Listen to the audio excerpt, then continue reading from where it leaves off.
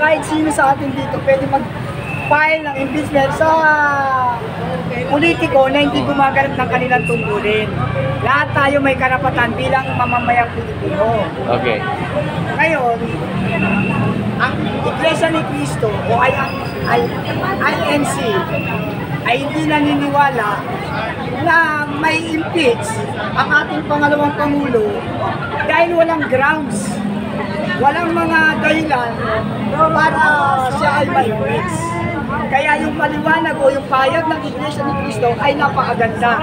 Yan ay isang tanda ng pagiging parehas na inaano nila, sinusuportahan nila na ang pangalawang Pangulo ay hindi dapat i-impeach. Yun yun, suporta yun. Kaya salamat Iglesia ni Cristo. Kayo ay para sa katotohanan. Sir, ano kaya magiging epekto nito, itong naging pahayag po ng Iglesia? Ano kaya sa palagay ninyo magiging epekto sa mga nagbabalak para i-impeach si VP Sara Duterte? Ang malaking epekto nito kasi Iglesia ni Cristo, napakalaking kapulungan yan.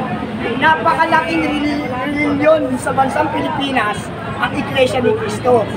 Kaya nga yan kapag ang isang kandidato ay inawakan ng Iglesia ni Cristo, malamang salamang ang panalo dyan. Kasi napakalaki niyan, international yan ha, hindi lang yan local. Kahit sa ibang bansa, may Iglesia ni Cristo. Kaya yung pahayag na yan ay napakalaking positive talaga ang epekto niyan na malabong ma-impeach ang ating pangalawang Pangulo. Kaya maganda ang magiging epekto nito. Kaya may tanong? Sir, pwede magtanong? Pwede naman. Ano kaya sa palagay mo, yung impeachment, yung kapag-file na po ng dalawang impeachment? So, ang sinasabi po ni Marcoleta na kinapos po ng araw, ng oras, or ang proseso. So, ibig kong sabihin, mabaliwala na po ba yan, yung impeachment na yan? Mapapaliwanag ko ha. Okay. Kapos o hindi kapos, walang karapatan na ma-impeach ang pangalawang Pangulo. Impeachment implemented or applicable if grounds is there. Yes. Without grounds, no impeachment done. Okay, ma'am? Yun po yun. Hindi po dahil sa kinapos. Tapos o hindi talaga may impeach. O pwedeng mag-impeach sila, pero hindi magpapangsyon. Hindi magraran, kumbaga hindi magtatagumpay. Waste of time. Kasi po, ayon po sa Kabataan Party List, matibay na po ang ebidensya. Matibay na po ang Okay, ebidensya nila. ito ang tanong. Alam naman na natin. Ang tanong, ano ang credibility ng nag-file ng impeachment? Unang-una yan ha. Ano ba yan? Ano ba nature ng mga yan? Ano pagkatao ng mga yan? Doon pa lang sa credibility nila. Wrong. Big wrong. Biruin mo. Front of communism. Yes. Magpapile sa isang official na gumaganap sa tungkulin bilang pangalawang Pangulo? Halata. Sino sila? Ibig sabihin, that is very clear. Very clear. Political rebels. Dahil noong mga panahon ni Pangulong Duterte, halos maubos na yung mga yan. Ang problema, nagkaroon tayo ng pangag na Marcos. Kaya ang nangyari, naging kumbaga mas lalo silang naging ngayon active kasi nga abnormality na talaga nagaganap sa ating bansa. Kaya bakit tayo nandito ngayon? Dahil gusto natin gawing normal ang abnormality nagaganap sa ating bansa. Kaya ako nandito, hindi naman ito binayaran tayo, wala walang bayad to Ito ay kusang loob ng mga puso natin dahil nakikiisa tayo na hindi na nangyayari ang dapat nilang gawin. Bakit ko nasabi yan? Mas inuuna nilang tuwad kong na ano mapapala ng mamamayan dyan. Pinopokus nila kay Sara tungkol sa intelligence fund. Bakit si Ma'am Sara lang ba ang merong intelligence fund? Lahat naman sila meron.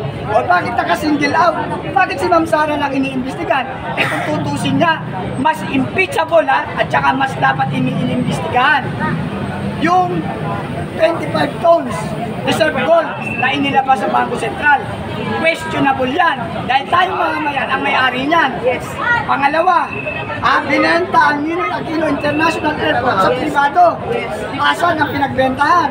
Ano ang dahilan bakit ibinenta?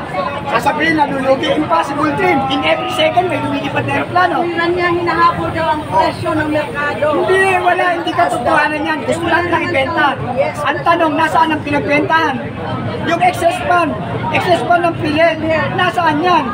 O, yung Maharlika fund, nasaan din yan? Yan ang mga question na malaki.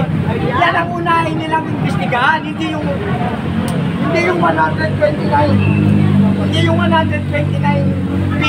billion.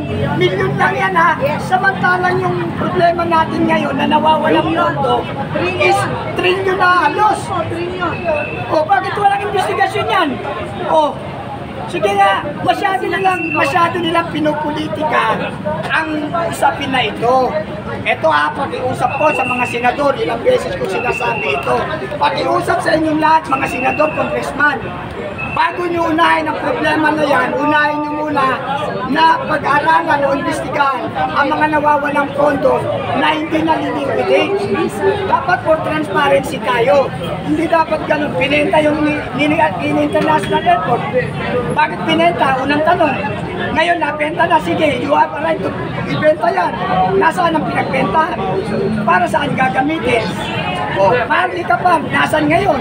Excess fund ng pilit, nasaan? O, yung 5,500 flood control project, nasaan yan? Ang daming question natin na impeachable. Bakit hindi na-impeach? Siyang ma-impeach. Yun. Siyang ma-impeach. Dapat hindi si Bibi Sara. 129. At saka yung 129 million na hinahanap nila kay Bibi ay nagamit talaga. Mismong COA ang nagpatunay na unqualified na, hindi talaga nawawala. Nagamit ang pondo. Pinatunayan ng Commission na audit yan. Ang tanong, mas marunong pa ba sila sa Commission on Audit? Oh. Samantalang sila na-audit pa. Dumaan ba sila sa Commission on Audit? Yung mga pondo nila na-imbestigahan pa. Oh. Masyado kasi politika, kaya kawawa ang bayan at mamayan eh. Maawa naman kayo sa bayan at mamayan, mga politiko. Hindi kayo inalal dyan para mag-imbestiga sa Duterte. Inalal kayo dyan para paunlarin ang bansa, para tulungan ang mahirap na umahon. Slogan, sama-sama tayo mabangon muli.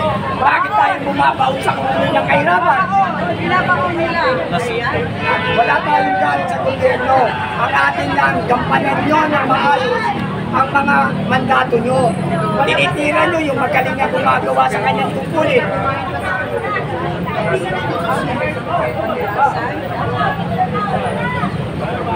Thank you, sir.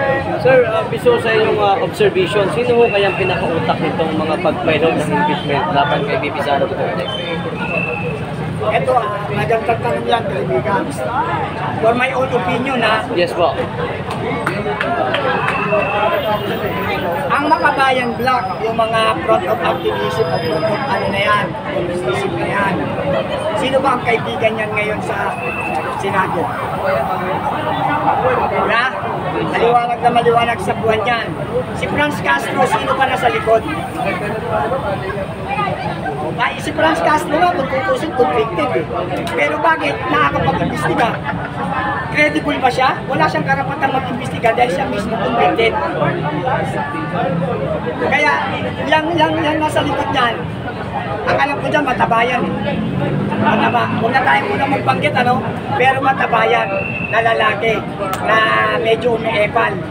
Yan ang ano niyan, yan ang author niyan. Kaya ito, maliwanag pa sa sikat ng araw na politika lang talaga ito. Ayaw nilang papormahin ang mga Duterte dahil malakas sa masa ang mga Duterte. Sa totoo lang. Kasi sa Duterte natin nakita ang tunay na pagmamahal at pagmamalasakit sa ating bansa. Kaya tayo nanatili dito dahil sinusuportahan din natin, di ba? Isa sa mga objectives natin. Bakit tayo nandito? Kasi nga, hindi natin inaayunan yung mga abnormality na nagaganap sa ating bansa. Diba? Sir, sa kabila ho kaya ng pagpakita ho ng suporta nitong mga INC na huwag ma-impeach si VP Sara, sa palagay nyo kaya maituloy pa din ang impeachment laban kay VP Sara? Pati, sa totoo lang, inuulit-ulit ko, bobo yung mga magsasabi talaga na may impeach. Sabi ko nga, ang impeachment,